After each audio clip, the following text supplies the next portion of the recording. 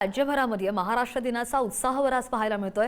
महाराष्ट्र दिनाच्या दिवशी मुंबईमध्ये भाजपचा मराठी बाणा पाहायला मिळेल। एकाच वेळी मुंबईमधील 227 वॉर्ड्समध्ये जय जय महाराष्ट्रचा नारा घुमणार आहे। सकाळी 11 वाजता 227 ठिकाणी जय जय महाराष्ट्रचा नारा घुमेल। दरवर्षी 1 मे रोजी राज्यभर मोठ्या उत्साहामध्ये महाराष्ट्र दिन साजरा केला जातो। यंदा सुद्धा महाराष्ट्र दिनानिमित्त विविध कार्यक्रमांचं आयोजन केलं जात आहे। काम सुरू केले आहे। महाराष्ट्र आज देशातच नाही तर जगातही पायाभूत सुविधांच्या निर्मितीत आघाडीवर आहे। सध्या मुंबई, पुणे आणि नागपूरमध्ये 173 किलोमीटरच्या मेट्रो मार्गिका कार्यरत आहेत।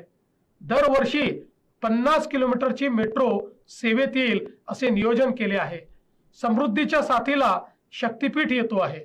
वाढवण येथे देशातले सर्वात मोठे बंदर विकसित केले जाणार आहे आणि हे बंदर केवळ देशातलेच मोठे असणार नाही तर जगातल्या टॉप 10 पैकी एक असेल।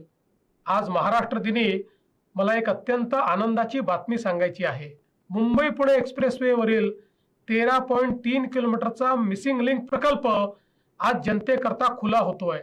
यामुळे 2 शहरांमधील अंतर सुमारे 6 किलोमीटरने आणि प्रवासाचा वेळ 25 ते 30 मिनिटांनी कमी होणार आहे।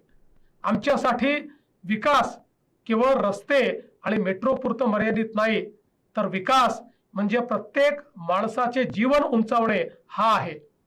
40 लाखाहून अधिक महिला आता लखपती दीदी झाल्या आहेत। उमेद अभियानाअंतर्गत 64 लाखाहून अधिक कुटुंबांना बँक कर्ज उपलब्ध करून दिले आहे। लखपती दीदींची संख्या यावर्षी 50 लाखापर्यंत नेण्याचं नियोजन आहे। लाडकी बहीण योजनेतनं आमच्या बहिणींना सातत्याने मदत केली जाते आहे। महिला असोत की विविध समाज घटक असोत, प्रत्येक घटकासाठी ठोस योजना केल्या आहेत। सारथी, बार्टी, महाज्योती, आरटी, वनारटी, अमृत अशा विविध संस्थांच्या माध्यमातून समावेशकतेची पायाभरणी या राज्यामध्ये केली जाते आहे। युवांसाठी कौशल्य प्रशिक्षणाचा मोठा कार्यक्रम हाती घेण्यात आला आहे। नवी मुंबईत आलेली 6 ख्यातीप्राप्त जागतिक विद्यापीठे असोत किंवा IITच्या धर्तीवर IICT सारख्या संस्था कौशल्य क्रांतीत नवी भर टाकणार आहेत। रतन टाटा महाराष्ट्र राज्य कौशल्य विद्यापीठाने कृत्रिम बुद्धिमत्ता आणि डेटा सायन्सेस सारख्या क्षेत्रात विस्तार केला आहे। महाराष्ट्राने स्टार्टअप, उद्योजकता आणि नाविन्यता धोरणाद्वारे पुढील 5 वर्षात 1.25 लाख उद्योजक आणि 50,000 स्टार्टअप्सला सहाय्य करण्याचे लक्ष्य ठेवले आहे। युवकांसाठी स्वतंत्र क्रीडा धोरण तयार करण्याची प्रक्रिया सुरू आहे। सुप्रशासनासाठी अनेक पावले उचलण्यात आली असून शासनाच्या सर्व सेवा व्हॉट्सॲपवर देण्यासाठी मोठा पुढाकार घेण्यात आला आहे। गडचिरोली नक्षलमुक्त झाले आहे आणि पोलाद शहर म्हणून नावारूपास येण्यासाठी वेगाने पावले टाकते आहे। महाराष्ट्रातील 11 किल्ले युनेस्को जागतिक वारसा यादीमध्ये समाविष्ट झाले आहेत। छत्रपती शिवाजी महाराजांच्या पराक्रमाचीही जगाने दखल घेतली आहे।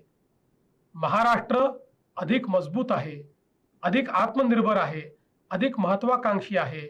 शेतकरी, कामगार, महिला, तरुण, उद्योजक तसेच अनुसूचित जाती, अनुसूचित जनजाती, OBC या सगळ्या वर्गाकरता सरकारने आपली कटिबद्धता सिद्ध केली आहे। माननीय पंतप्रधान नरेंद्र मोदीजींच्या विकसित भारत 2047च्या स्वप्नात महाराष्ट्र सर्वात पुढे राहील हे माझे महाराष्ट्र दिनी आपल्या सर्वांना वचन आहे। जय हिंद, जय महाराष्ट्र, वंदे मातरम। महाराष्ट्राच्या विकासाचा रथ थांबणार नसल्याचं फडणवीस यांनी यावेळी म्हटलेलं आहे। त्यांनी संबोधित केलेलं आहे। महाराष्ट्र दिनाच्या दिवशी महाराष्ट्राचं देशाच्या GDP मध्ये 14% योगदान असल्याची माहिती सुद्धा त्यांनी दिली आहे।